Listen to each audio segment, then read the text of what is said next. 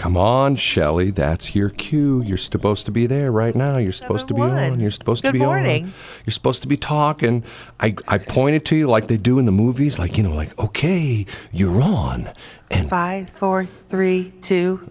You've never watched Wayne's World. Huh? No, I'm used to that little gate thing. They have, take 347. There's a great scene in Wayne's World where in television they verbally are in the movies. Hold on, I got to turn something down. Is it me? No. When the another monitor. There's a great scene in Wayne's World where one of his crew members, who are doing the stuff in his basement, and then they get to the big times, and they're actually in a regular TV studio, and the guy's teaching, the professional is teaching one of Wayne's guys how to do the countdown in television, and you go like, 6, 5, 4, but you don't do the 3, 2, 1 verbally. You just sort of point. So in other words, the idea being is they open up the mics at like 2, and there's not supposed to be anybody talking in the studio. He can't quite get it right. He keeps giving the numbers all the way down to 1, which is sort of funny. You have to see the scene. Wayne's World was that Garth? No. This is Wayne and Garth are on screen on TV. This is one of the guys that couldn't get it. I'm thinking it was Garth. No. This is one of the guys that works for Wayne and Garth. He was like he's one of their production guys, behind the scene kind of guy. And the deal was, if you know the movie, when they go big time, they have to. Sphincter says what? They have to bring their crew with them. That's part of the deal, and that's part of the whole issue is that they have this guy who doesn't quite understand how to do it, and it's funny because he can't figure out how to. Sounds like me. Well, listen to you. Well, crazy 72 hours, buckets and buckets and buckets of rain. In some places in the St. Louis metro, they got 6 inches of rain. And then would that be, I don't know, a flood warning? Well, but they finally put one in, but it wasn't. But it wasn't the flood. It was the flood watch, and then it turned to snow. And you know what? I didn't go to the motorcycle races on Saturday night. I was going to go, but I thought to myself, man, it's just going to be. And man, I sort of kicked myself for this because this is me saying, it's going to be a mess downtown. Because I'm not usually like that. But the problem is that normally when I go to the show, I normally ride Metrolink, and to the part I'm going like, okay, Metrolink's going to be a mess. Of course, I don't know how they did. I don't know if a lot of people showed up or not. I mean, there have been times at the Dome with the Supercross show where the place has been sold out.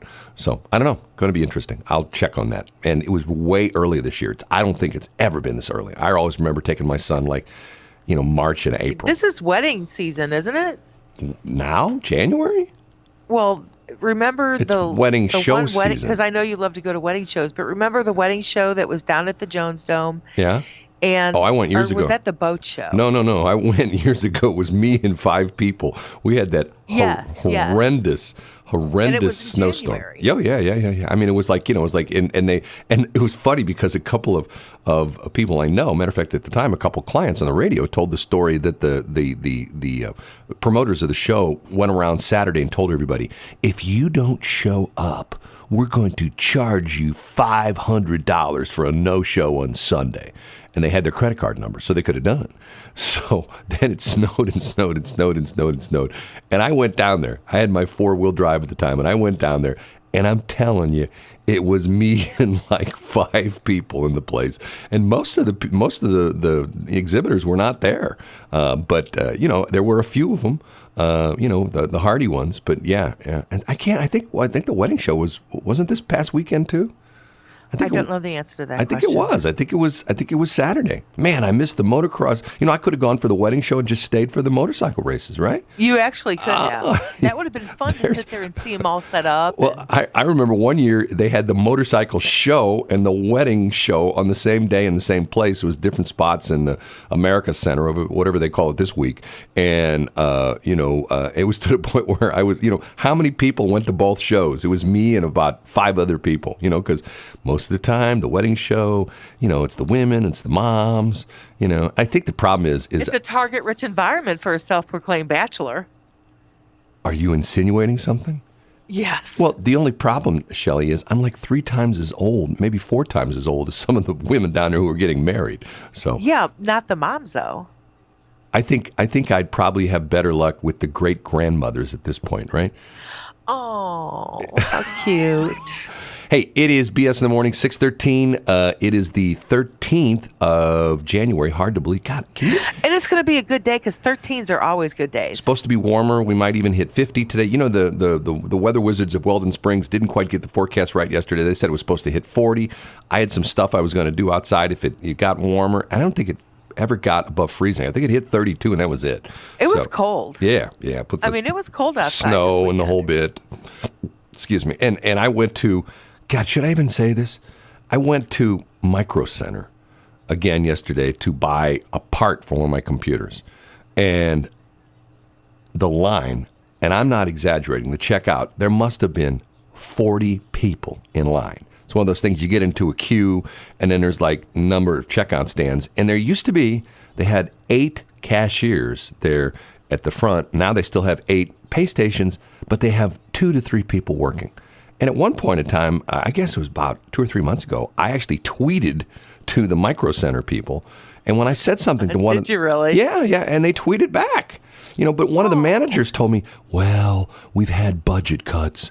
And I'm going like, okay, if you have budget cuts, why How don't can they have budget cuts? They're like the only computer center here except for EPC. The point being, there's guys walking around, you know, in the store doing nothing. I'm going like, okay, cross-train those people and teach them how to do the cash register. And, you know, and when you get really busy, you know how it is like when you go to Schnucks or something like that? Like when you go to Marshall's or Home Goods, yeah, you know, they've got their department, and then when they need something, they'll call them and say, they get on so-and-so cashier line 4. Right, they get on the PA, you know, available cashiers to the front, you know, and, you know, I've been in Schnucks many times when that happens, and other stores like you talk about. It's like, okay, so, you know, and to the point where it's like I went in, I found what I wanted, and thought to myself, not waiting in line, you know. And matter of fact, when I walked in the store, the line had maybe about 30 people in it, and I actually picked up what I wanted, walked up front, and there's like 40 people in it. They're actually back into the store,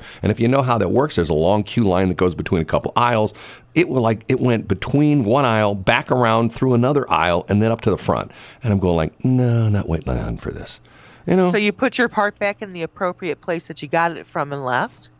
Yeah, I did. Honest to goodness. I thought, not doing it, you know? And to the point where, like I said, I mean, I get it that, you know. I mean, you're not one of those that sits there and go, oh, I'm not gonna sit there and wait. And then you just plop it down wherever you're at and leave. You're not one of those, are you? No, the problem at Micro Center is that sometimes the checkout can be a little lengthy because of the fact that a lot of things, they have to get all the warranty information. You know what I mean? Some people are buying big screens and cameras and, you know, and computers and iPods and iPhones and, you know, stuff like that. And there's warranty information. Sometimes they have to, you know, write stuff out, and they have to, you know, click on a couple things, put the serial numbers in and give you back a receipt and, you know, all sorts of crazy stuff. It's not like they just go through the scanner like, doom, doom, doom, doom, doom. Okay, $32.45, you know, that kind of a thing. It's sometimes, you know, and that was the thing. When I went there before, last time I was there was one guy, you know, one of the cashiers that must have been there 10 minutes. And I'm going, okay, what are they doing? Are they like building his computer there at the desk? You know, he brought the parts up and he's going to walk out with a finished computer? Come on. So anyway, that's my funny. Well, that's my gripe of the morning. It's like, come on. You know, I mean, you know, and is that your only gripe of the morning? Well, it's like going to be a good day. It's like you know, it's like the DOR, you know. But you know, we won't talk about that again. I don't have to go there. No. I don't have to go there for a while, again. At least for a couple of years, hopefully. Since I got Did you get all your stuff taken care of? All kidding aside, I got one more to do. And then what I'm trying to do is I'm trying to get all my vehicles to the point where some of them were different months and things like that. I'm trying to get them all in 1 month. And from now on, you know, I'll just drive down to Jefferson. You know, I got business in Jefferson City from time to time anyway. And I'll just, you know, figure out whenever you can usually get, you know, I think you can renew your plates like 30 days in advance. So like if you have July plates, you can renew them in June. I just go down there and just take a month and just, you know, take a day and go down late in the day when, you know, because that's the key to the DORs. If you get there at like 4 o'clock, they're usually not super busy because everybody gets there in the morning. All the retired people show up, you know. And evidently, they get to the Wentzville branch around lunch. Let's not even talk about that. let's Shelley with her errant information, her erroneous. What does that mean? Errant? I don't know what that means. Errant Yes. means that you went through an error and then you runted. Okay.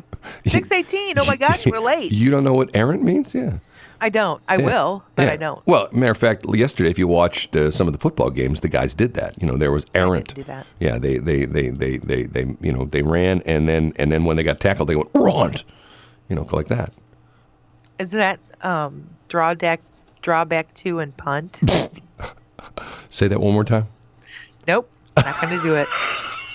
You missed it. You missed it. Sorry, dude. 619. Westplex 107.1. It is George Ezra. Have you ever seen him before? You ever seen what he looks like before? He looks like he's 12. Oh, hold on a minute. I know. And when I first heard that song, I thought to myself, okay, he's like, doesn't he sound like some guys, like some grizzled kind of guy, like some guy would be like a mountain man or something like that. He does. And he's talking about his other song as well. The one that's pistol.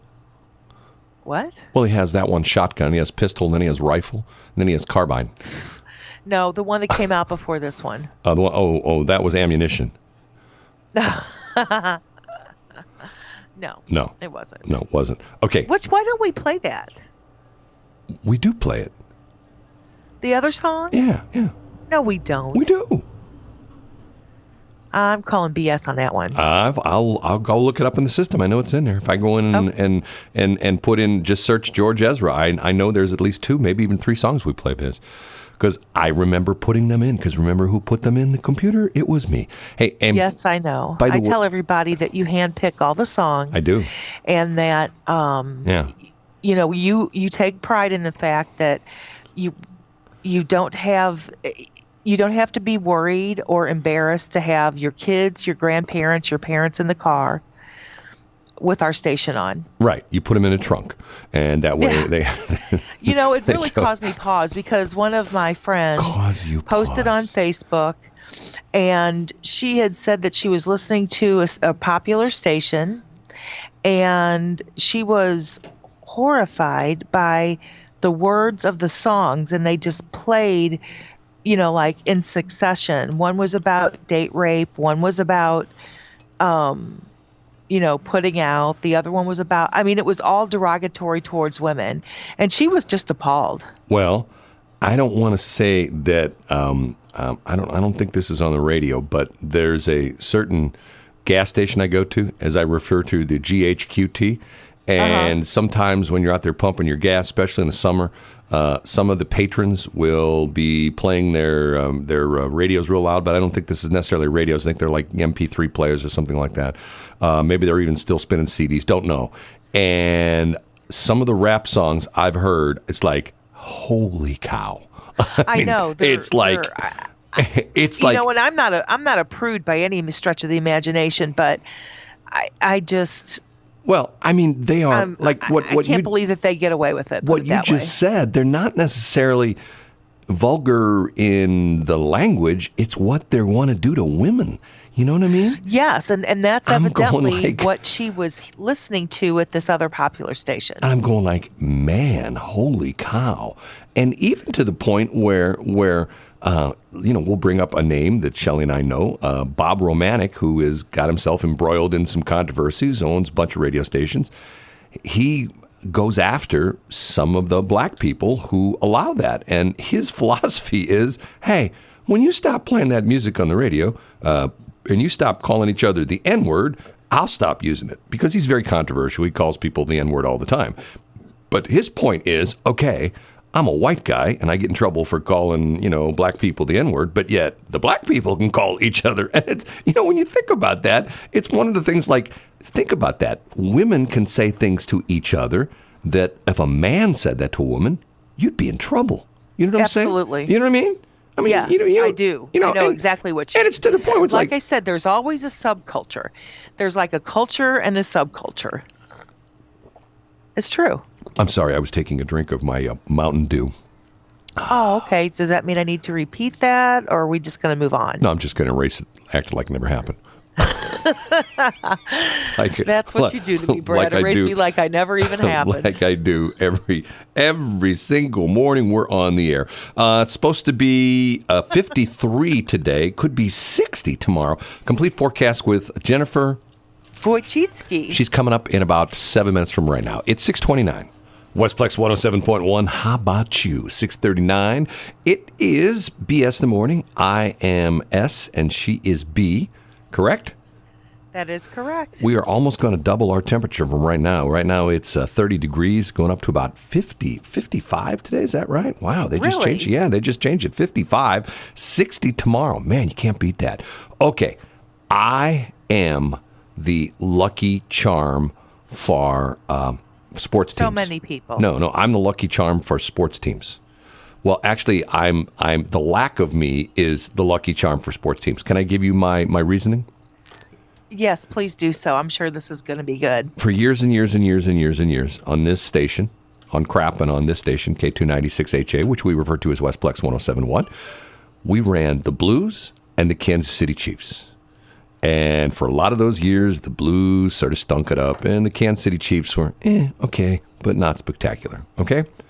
So we dropped sports on these stations to go music, and the Blues win the Stanley Cup, and the Kansas City Chiefs look tremendous, and there's a good chance they could be headed to the Super Bowl. So, hint, if you want to, like Cardinals, if you want to, go to the World Series this year, call us up.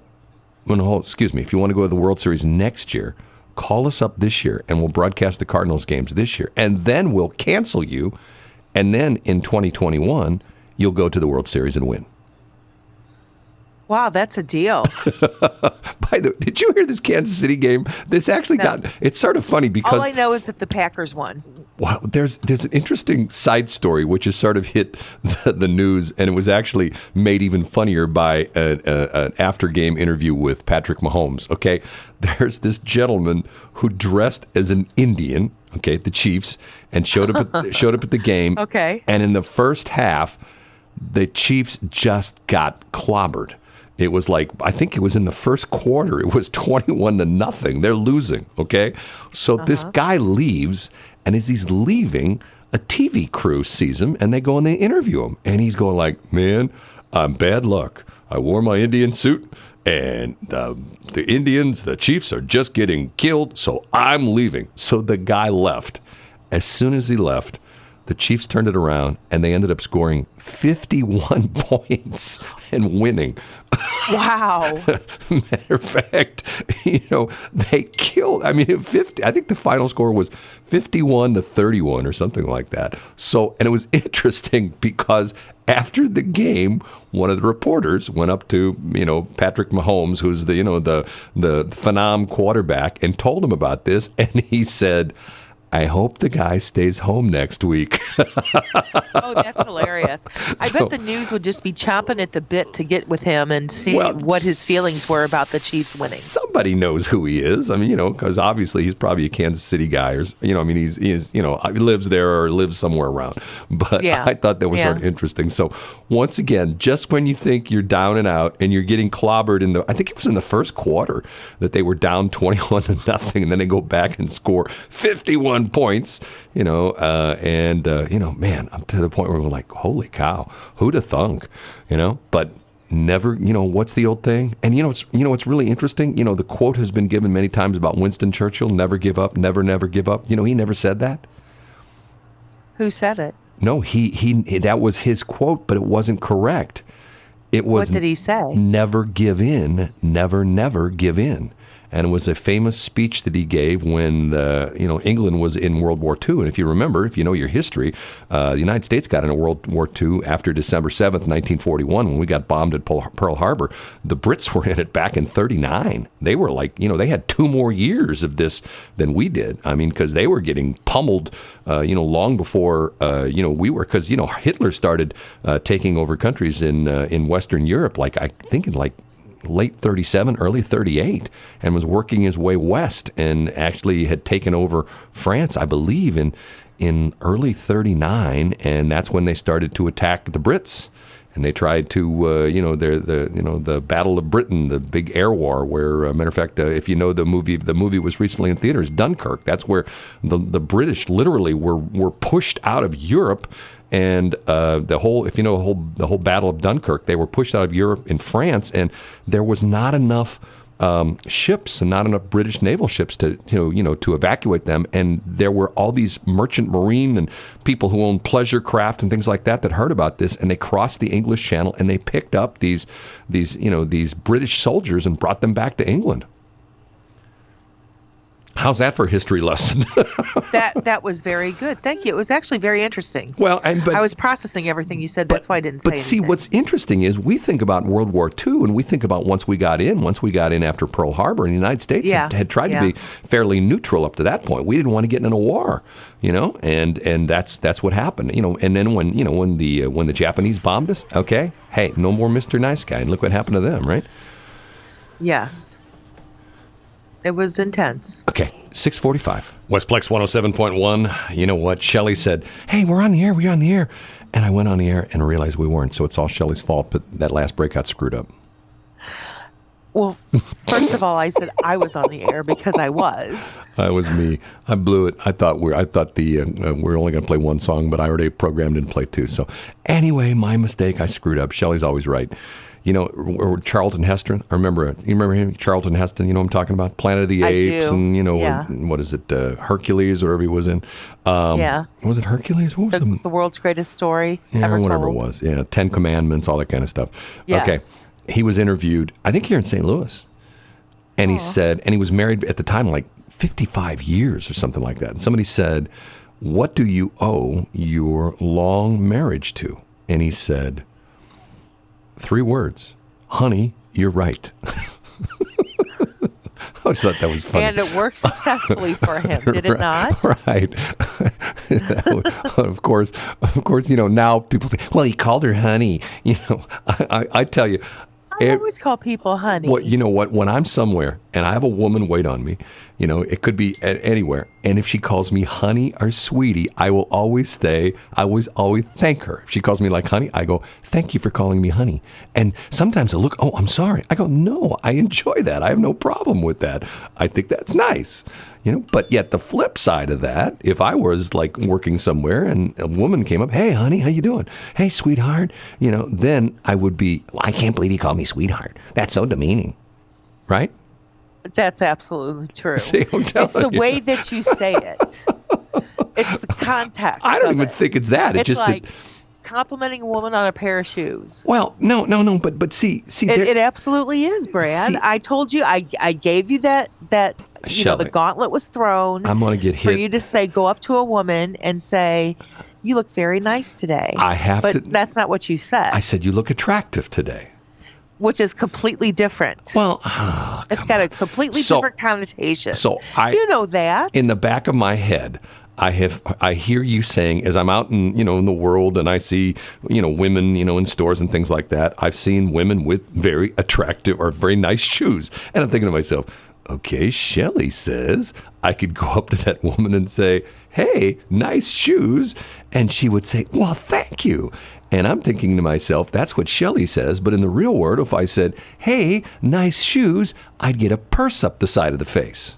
That's not true. You don't think? No. Okay. I will try that. I'd like to see that, the the Gucci emblem stuck in your face. So if I go to the gym and I walk up to a woman, I go, hey, nice shoes, she'll go, well, thank you. It's a little bit different, Brad. Why is it different?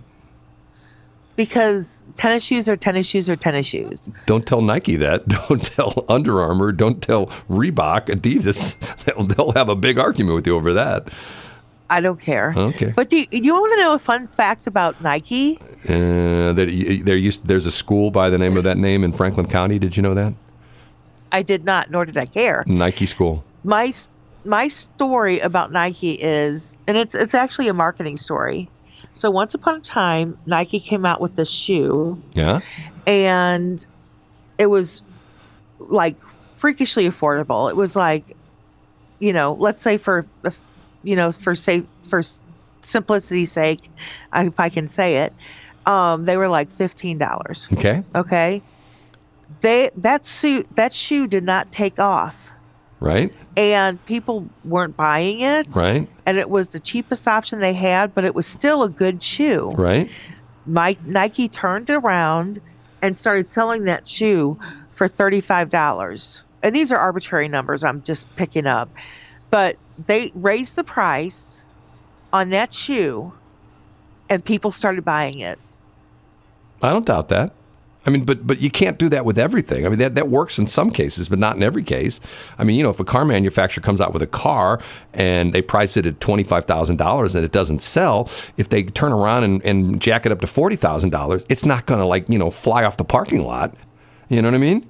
People are going to go, well, it look wasn't. What they did with the Yugo or no, the other. The Yugo died a quick, painful death because it was a POS. That's what the problem with the Yugo was. My daddy had a Yugo, Shelley, and he loved it. Shelley, now, granted, he had a restaurant. It was a 5-star down in Clayton. Right. And he drove this Yugo around town. It was a bright red Yugo. He had a Mercedes, but he drove this Yugo around.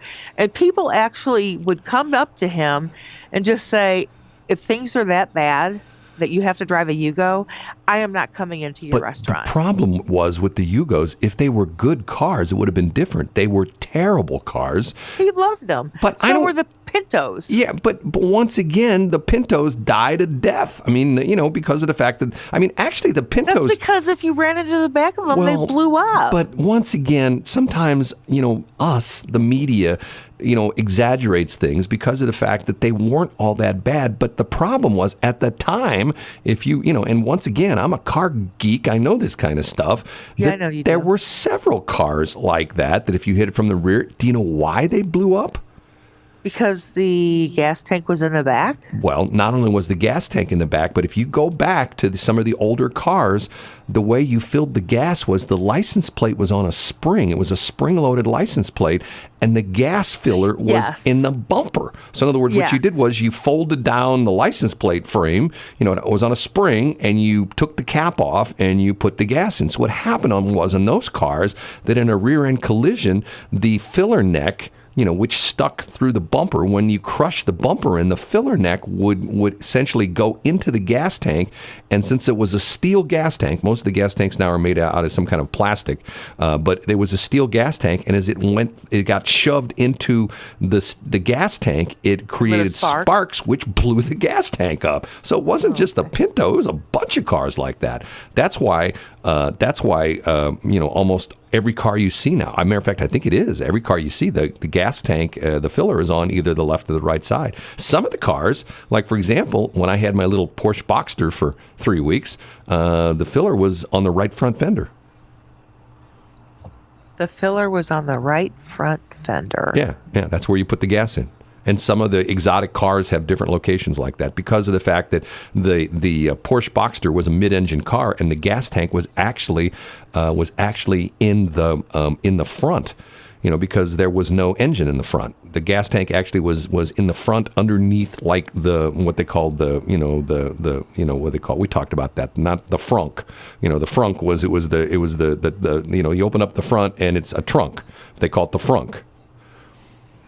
And that's where the gas tank for was. The Volkswagen? No, for the Porsche Boxster. I think they're still that way. The Porsche. Yeah, okay. They're still that way. Yeah. That was the car that my son and I bought, and we flipped it, and the guy shows up to buy it, and his buddy says, he stands about 20 feet away, and he says, "That's a nice looking 20-foot car." Once you got closer, if you got to 10 feet, it didn't look so good. And once you got it real close, it okay, a little dent here, a little nick there, scratch here, paint missing here, this piece of chrome gone, that kind of stuff. Seats sort of torn, it had a lot of miles on it. It had almost 180,000 miles on it, which was, like a lot for like a sports car like that, Matter of fact, one guy, we put it in, and he called us and he says, "I don't believe that car's got 100. It was like 178,000 miles." I go, "Nope, it does." He says, "No Porsche can have 178,000 miles on it. They don't last that long, But it did. Hey, we got to take a break. It is 7:03. We're way late. Westplex 107.1. I found Shelley, and my life has not been the same since. Oh my God, it hasn't. Aw, thank you, Brad. Will you take that as a compliment? Hey. 712. It's BS in the Morning. She's Brad. I'm Shelley. You can check out our website at bsinthemorning.show. The station website is westplex1071.com. Okay, for a minute, I try not to be serious and I try not to be political, but I have to talk about this because this really bothers me. Obviously there's always finger pointing going on between the Democrats and the Republicans and, hey, you did this, no, you did that kind of stuff. But let's go back to last week, okay? This horrendous situation that happened where this Ukrainian airliner, and it was, and there's so many different subsections of this story, is that it's a 737, but it's a Series 800, okay?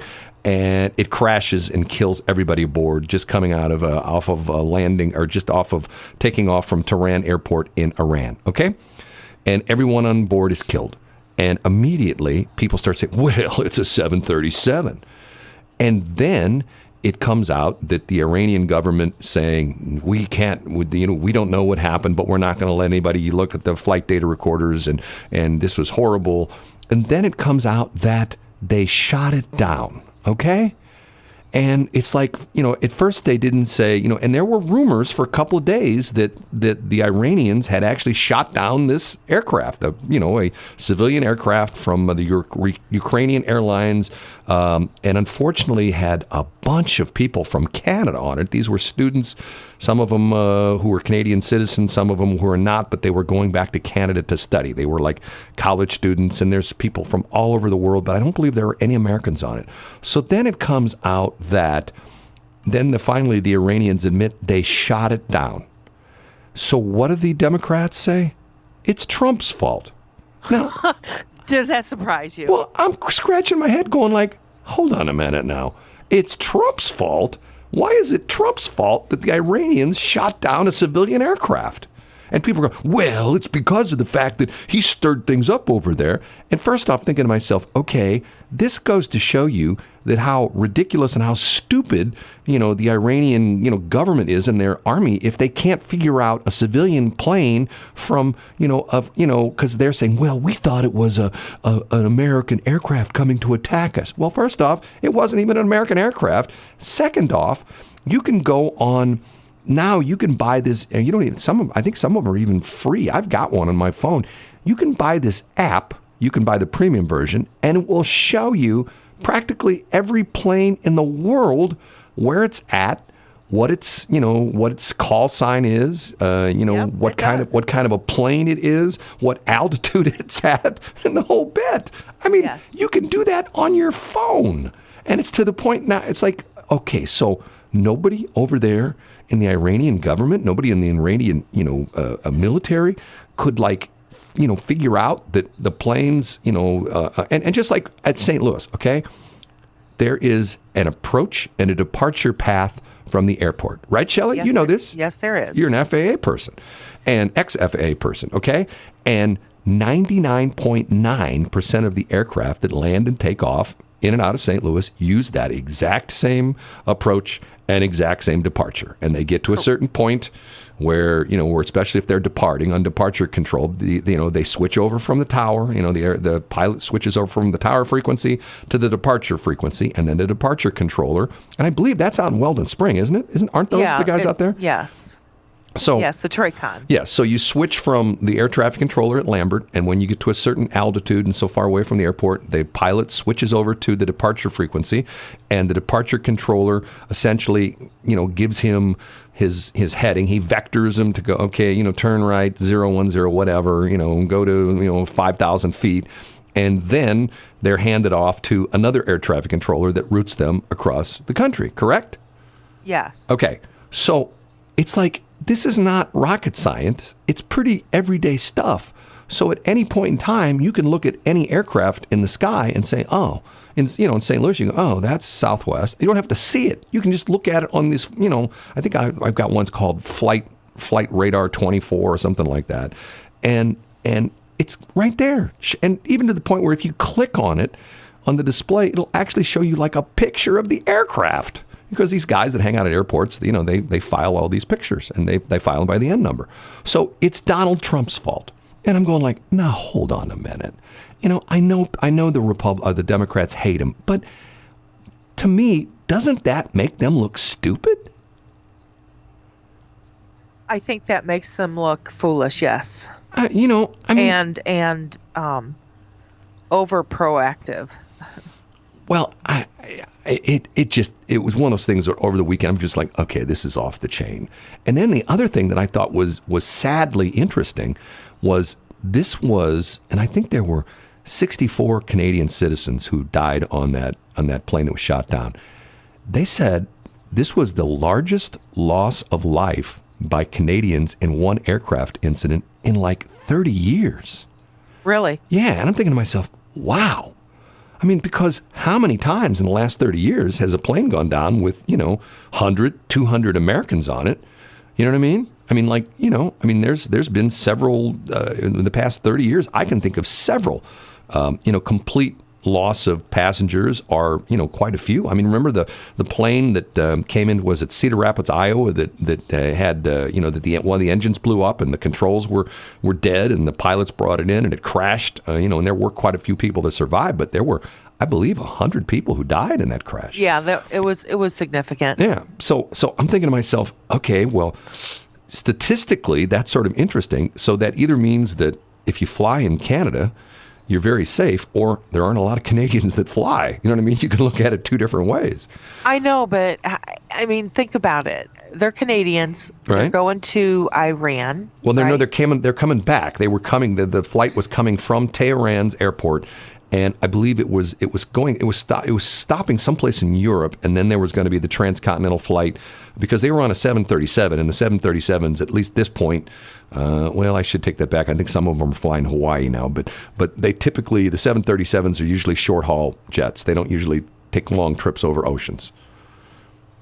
But they were headed somewhere where they were going to switch planes and they were going to go to Canada. I believe. Exactly. Who would have thunk that this would have happened in the country that they were leaving from? Well, but once again, it's to the point where it's a terrible situation. Somebody in the Iranian army or government made a horrendous mistake. Yes, and they did. To blame that on the president. And once again, if it were Obama in office, I'd say the same thing. I go, like, you can't blame him. I mean, he had nothing to do with it. I mean, it's to the point where I agree with you, Brad. I mean, the Democrats, and I'm not political, but all they want to do is anything that happens, they will spin it to where it's Trump's fault. Well, I get that that's everything. I get that that's politics 101. That you never want to make it look like if you're a Republican, you never want to make it look like the Democrats. And what happened when Obama was in office? That something good happened, and the Republicans, well, that's not good because I get it.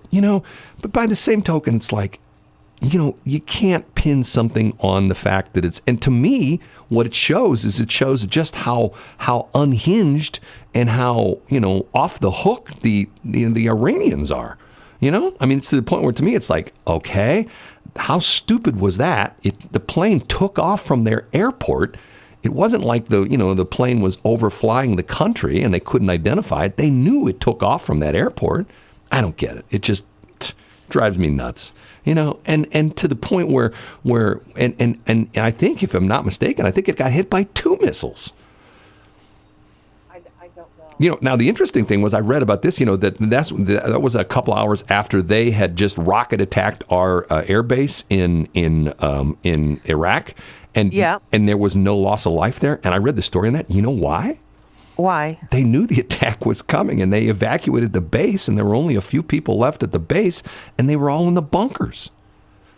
And the attack. So how did they get that intel? I don't know. I read that over the weekend. They talked about how the base. I think maybe they knew something was going to happen after Trump blew that guy up, blew that Iranian general up. And that was like the closest air base to Iran. And so they evacuated the base. They only had apparently it's a pretty big air base, and there's other forces on the base, and all the attack was on the American section, and one of the missiles actually hit one of the barracks, and I remember seeing a picture of that. The thing, I think it was like totally destroyed, and they said if there would have been, people in the barracks, there would have been, tens of maybe even hundreds of American soldiers and support personnel who would have been killed, but they were in bunkers, and the base was pretty much evacuated. I'm going like, oh. I don't know what's going on with. Do I sound okay? No, you never do. Haha.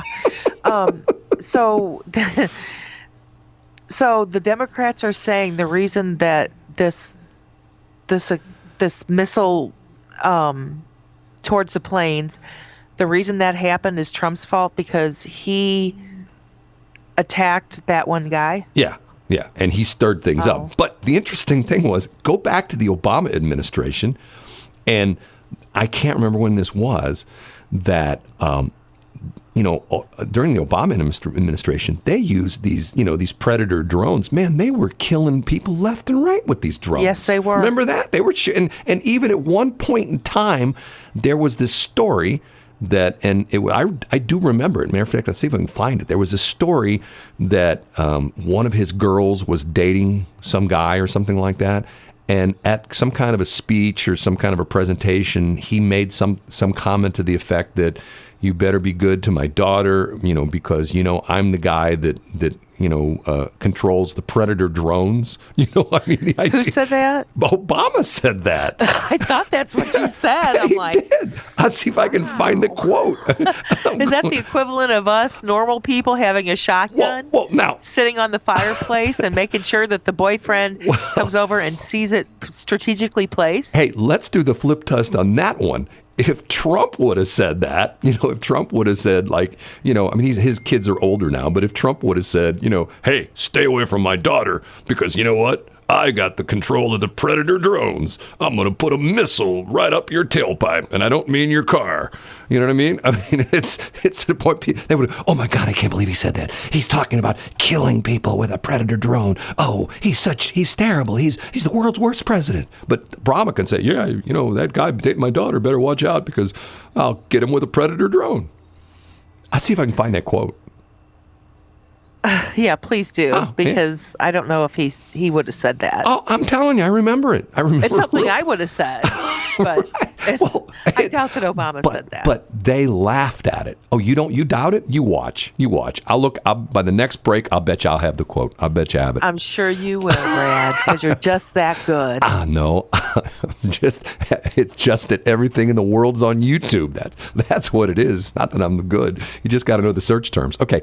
I didn't see that quote on Facebook, so therefore it's not true. Here we go, man. I listen to NPR and KWMU over the weekends especially, and they're talking about the death of journalism. I'm thinking to myself, the death of journalism. Shelley's a perfect example of that. That all she does is look at the stuff that's on Facebook, and if it said that aliens were in East St. Louis and headed west, she'd go, "Oh my God, the aliens are here!" Right? Probably. Yeah. 725. Everything on Facebook is true. Westplex 107.1. It's my way or the highway. That's what Shelley tells me every morning. That's what you tell me, silly boy. Shelley's like Ellen. You ever heard the stories about Ellen? No. Ellen is like, on TV, she's like, oh, she's so nice. She's smiley. And, oh, everybody loves Ellen. But talk to the people that work for her.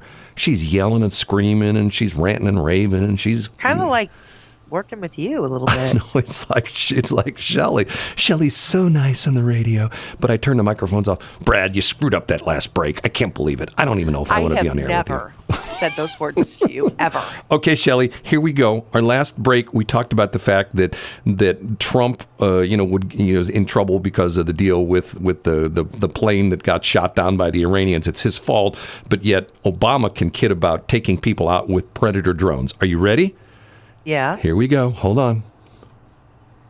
Oh, it's not going to play now. Darn it. Oh, sorry. They're here. They're out there somewhere. Sasha and Malia are huge fans. But boys don't get any ideas. I have two words for you. Predator drones. Okay, he was referring to the Jonas brother. Here, let me go back again. I'm getting to the very beginning. If you hear the very beginning of hold on a minute. Okay, here we go again. Here's the very beginning. The Jonas Brothers are here. They're out there somewhere. Sasha and Malia are huge fans, but boys don't get any ideas. I have 2 words for you: predator drones. Okay, so let's do the flip test. And if Trump had said that, what do you think people would be saying? Do you think people would they would like lose, the vein would be popping out of their forehead. Right. If he's going to take out the Jonas Brothers with predator drones, let's say they were after his granddaughters, because he's got grandkids now. Yeah, he does. Doesn't he have grandkids that are like teens? He has Obama? to. No. Trump. Trump's got. I think he's got grandkids, doesn't he? Like who are like teens. With I all, have with no all idea. his kids, He's never. with I mean, the Eric, only one that's Eric ever really and been Don Jr. I mean, they got to have some kids, that are like, at this point in time. I think the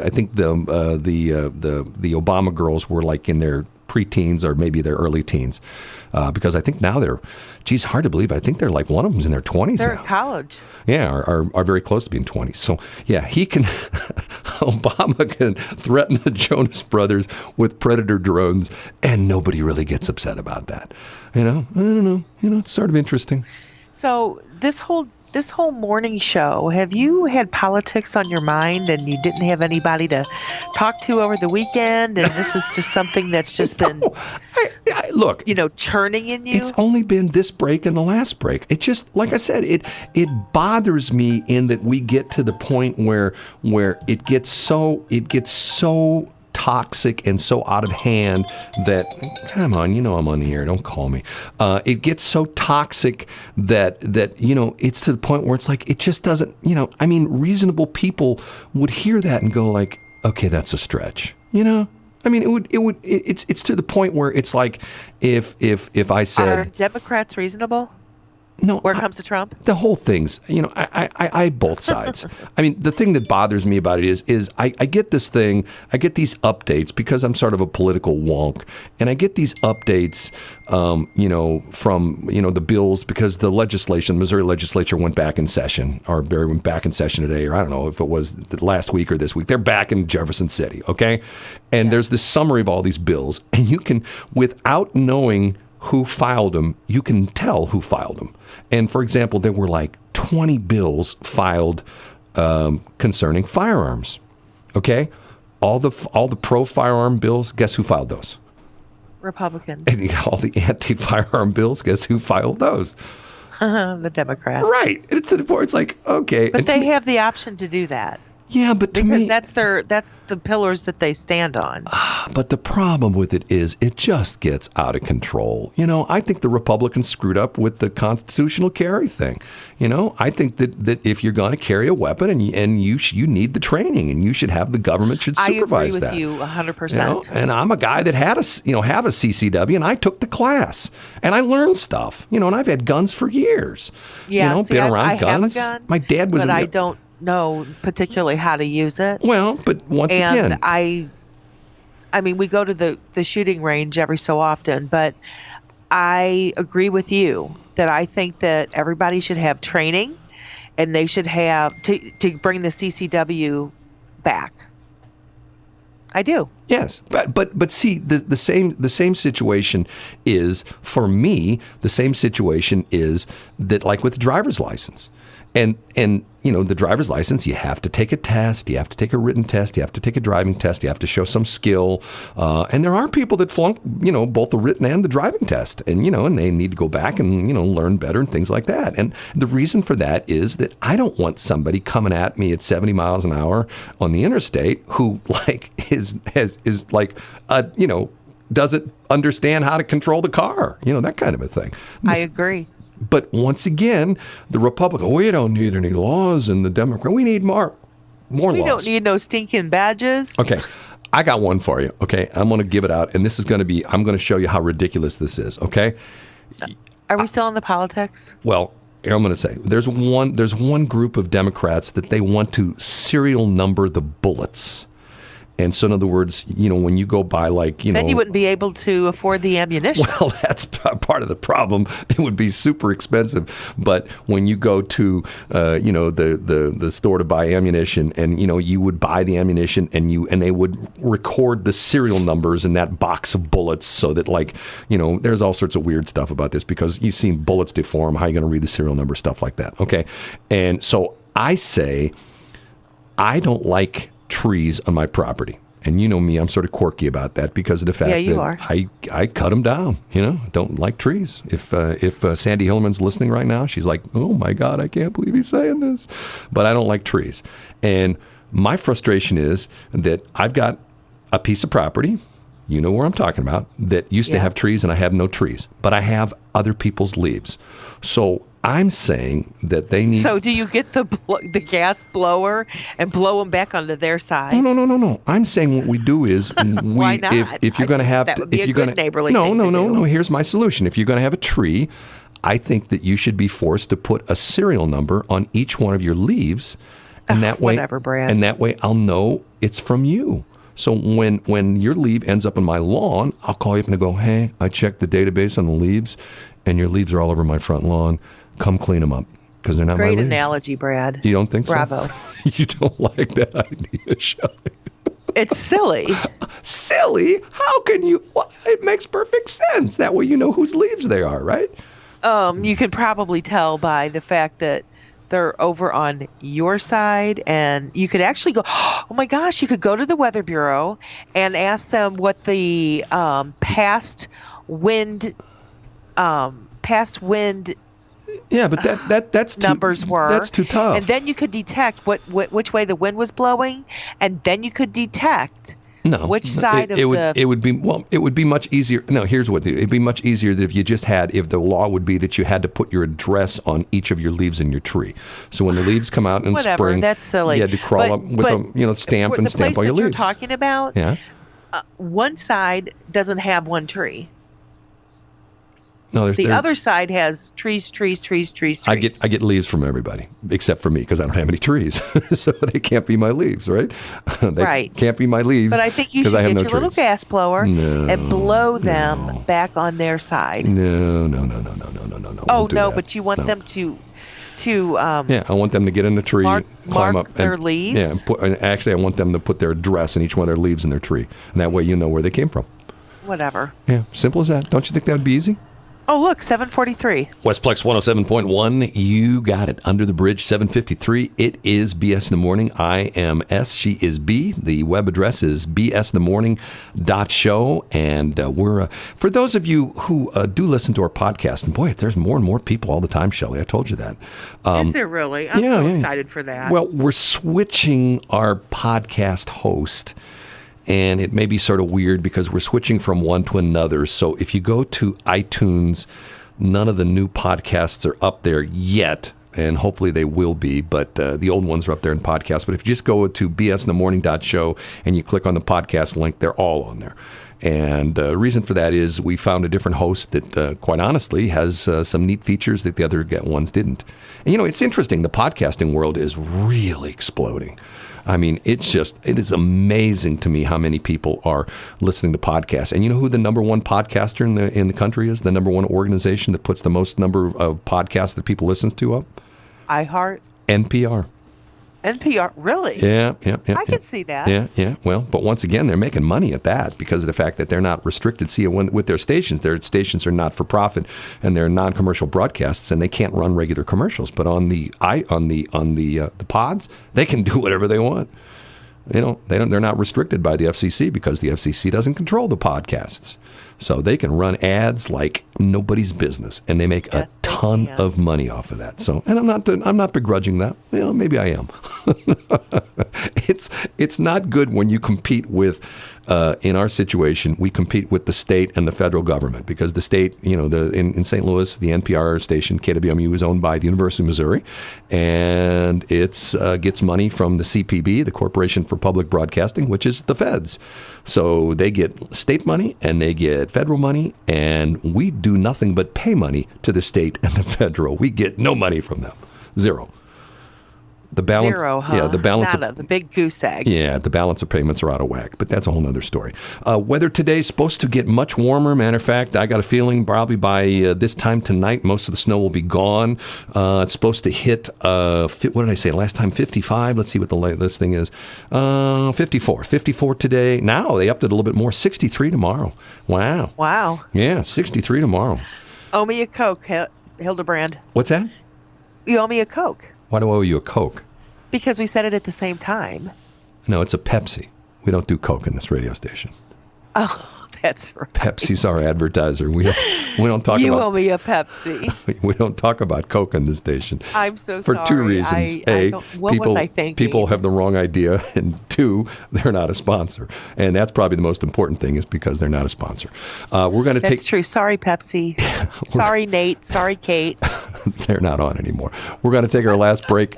We will be right back. 7:56. He's so good on the air, don't you think? He really is. But I say that every time because you know why? He sends me $10 every time I say that about him. Oh, he does not. He does. I like the fact that they're not your average gym and swim. That is a good. That you know. Sometimes people come up with very interesting lines about their business. They do, don't they? Jim, I heard that. It's funny you should mention that because I thought to myself, we're not your average gym and swim. And I thought to myself, what a great line that is. Years ago, I used to work for a guy, and of course, if he heard me now, he'd probably shoot himself. But he used to always say that the best communicators communicate with an economy of words. And at the time, yeah, I'm verbose, so I'm not a really good communicator. But I think we all know somebody who is not necessarily, a talkative person, but when they talk, you listen and it makes sense with very little words. You know what I'm saying? I do. People can, somebody can, talk and talk and talk and talk and talk, but somebody else can say, look, here's what we're going to do. 1, we're going to do this. 2, we're going to do this. And 3, we're going to do this. Okay, ready? You know what I mean? And you go, okay, that was simple. We know where we're heading, right? Yes. Yeah. Okay, well, that's going to do it for BS in the Morning for a hard to believe January 13th. Man, where's this month gone already? It's the big 1-3. Woohoo! Where's this month It's gone? the first January 13th of a decade. Here she goes with, it's the first January 13th of the decade. Yes, that's right, Shelley. But do you... I'm excited. Do you really think people, that's very top of mind, that people are like, hey, it's a new decade? Do you think I people... do. You really do? People are like that? It's very top of mind for me because 2019 it needed to be over. Listen to you. Yeah, it needed to be over, huh? Unfortunately, some things have carried over into 2020. I am welcoming and embracing 2020 with open arms, an open heart, and an open mind. Shelley, you know what? We've been on the air almost exactly 2 hours, and I have not done one drop yet. Okay. That causes me pause. So now it's time for you to give the intro. What are you going to do, Brad? No, go ahead. It's time for you to give the intro.